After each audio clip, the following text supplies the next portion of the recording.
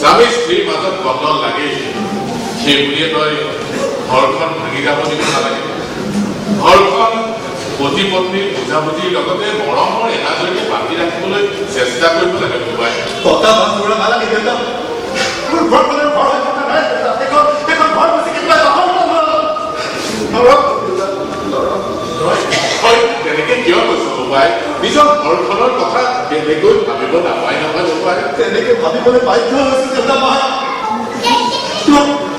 তোমাৰ ঘৰে মোৰ সকলো শেষ কৰি কলম কিনি দেউতা তোৰ হৈছে কি তই মোক কচোন মই এতিয়াও জীয়াই আছো নহয় মধা মানুহটো হৈ বিপদত ধৈৰ্য ধৰিব লাগে সংসাৰত অশান্তিবোৰ প্ৰায়বোৰ স্বামী স্ত্ৰীৰ মাজত অশান্তি থাকেই তাকে যেনিবা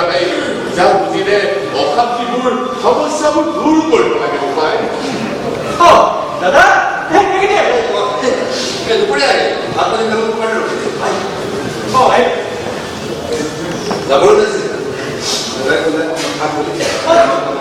যাব নালাগে মই যাব নালাগে ঘৰৰ কাই নাই দিব লাগিব দেই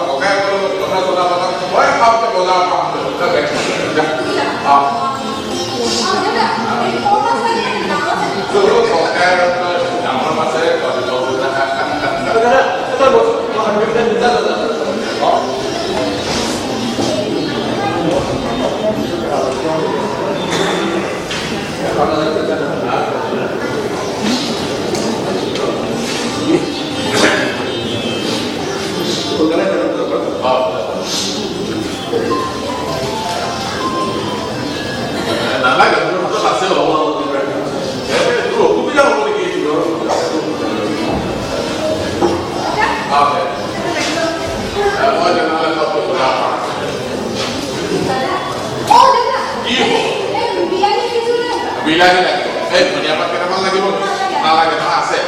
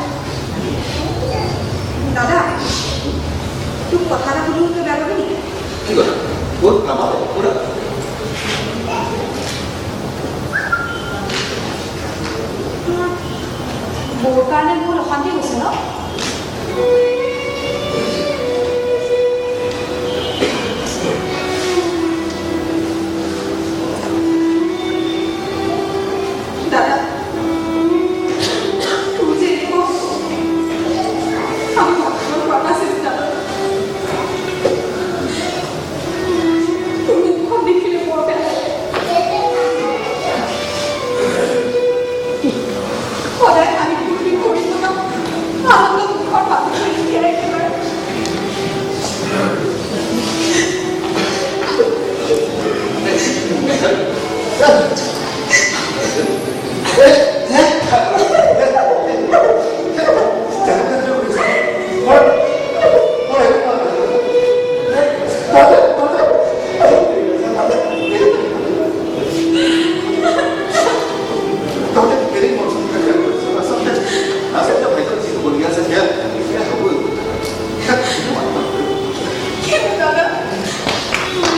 তইতো মোক খুব ভাল পাইছিলি। মই তাইক ভাল লাগি আছে কিন্তু এজনী মানুহৰ কথা আৰম্ভ কৰি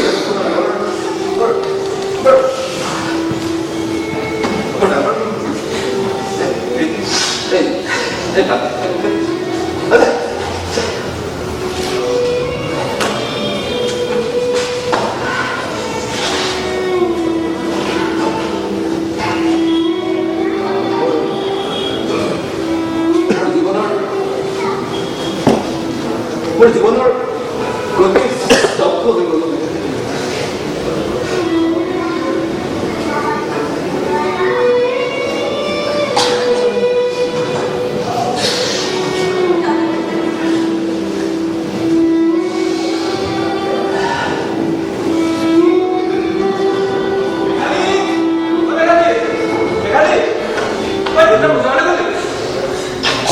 মই বান্ধে না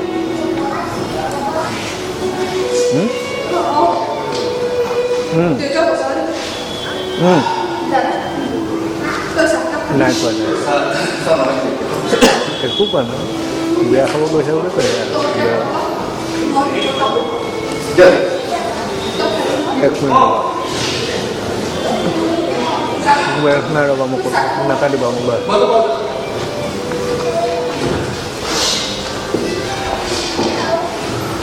আচ্ছা কম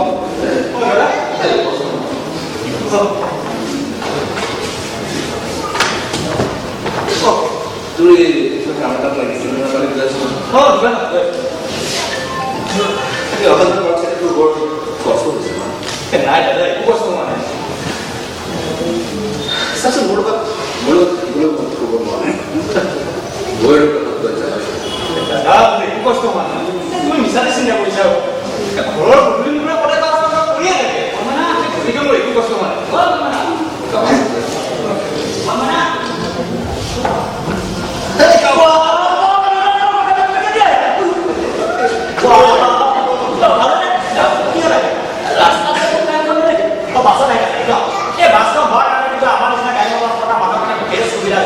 আৰু কি জানা আগৰ নিচিনা গাঁৱৰ ৰাস্তা হৈ থাকে না গাঁৱৰ ৰাস্তাবোৰ খবৰ চব লগা গাঁৱৰ ৰাস্তা নিচিনা টকা 20 সংক্ৰমে একেবাৰে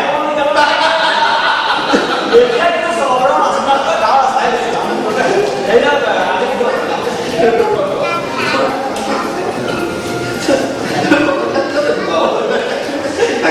যাবলৈ ওলাইছিল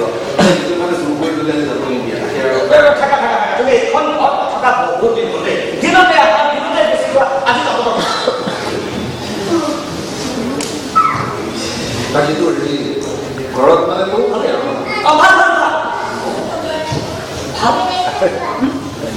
মোৰ বাৰু কিয় ভাল কেনেকৈ কিহৰ কাৰণে মোৰ মনটো আজি একেবাৰে প্ৰফুল্ল মানে ভাল লাগি আছে খুব ভাল লাগি আছে কিয় ভাল লাগি আছে তোৰ মন কেতিয়াও বেয়াই নালাগে আজি আকৌ বেছিকে ভাল লগা কাৰণটো কি তাকেতো মোৰ বাৰু আজি বেছিকৈ ভাল লাগি থকা কাৰণটো কি কিহৰ কাৰণে ভাল লাগে খবৰটো দিম বুলি এটা গোল পিন পালে সেইকাৰণে মই পাহৰি গৈছো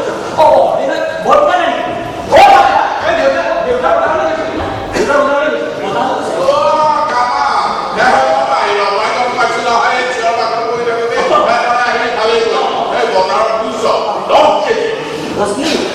মাছ এটা ওলাইছে তাৰে অকণমান লৈ আহিছো ৰাতি সাজটো খাই যাব পাৰে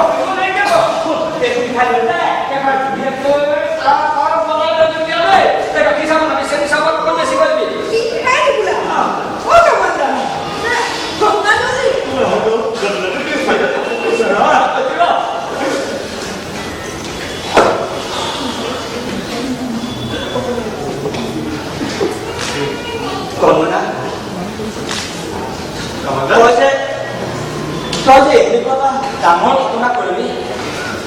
মই কিন্তু ভবা নাছিলো বল না মই কি ঘটনা কৰিলো এই ঘটনা কৰিলো তই আগতে বৰ বিদায় কৰি আছো কামৰ যাতে কি মোহৰ দেখোন কৰি আছো মই কৈছো তই বৰ বিদায় কৰি আছো আশীৰ্বাদ পাব তই বৰ বেছি কৰি আছো দেই মই যাতে বেছি নকৰো বৰ বিদায় কৰি আছো আশীৰ্বাদ পাব নহ'লে মই কিন্তু একদম মোৰ লগত গান কৰি মই দেউতাৰ ভৰি ধৰি কিমান ললো এতিয়াতো কওক কথাটো কি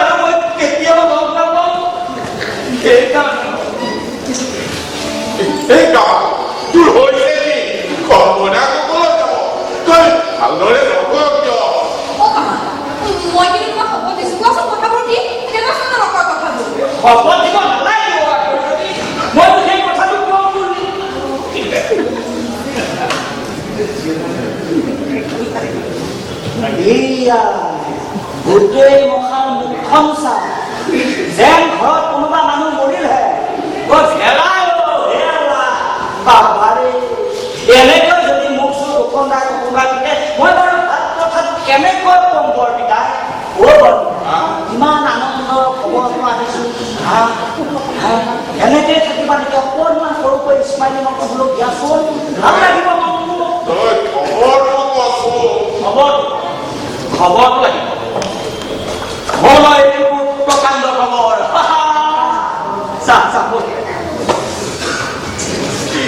কি খবৰ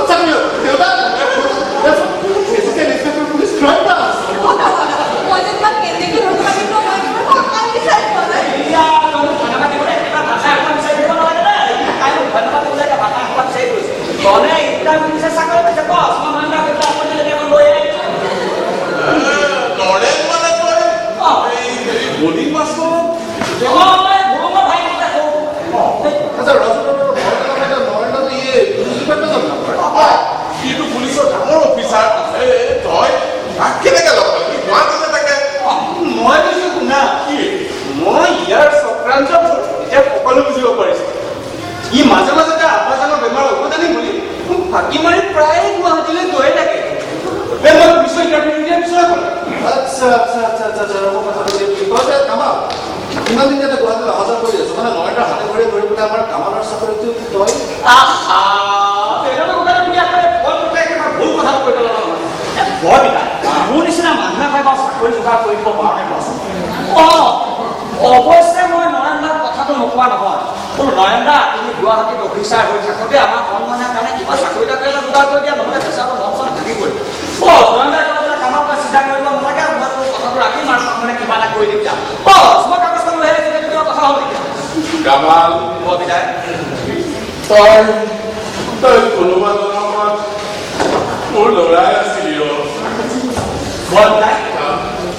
কিয় এই জন্মত আমাৰ তোমাৰ মই কোনো নহয় মই বেয়া পাইছোঁ দেই মই তোমাৰ নিজৰ নহয়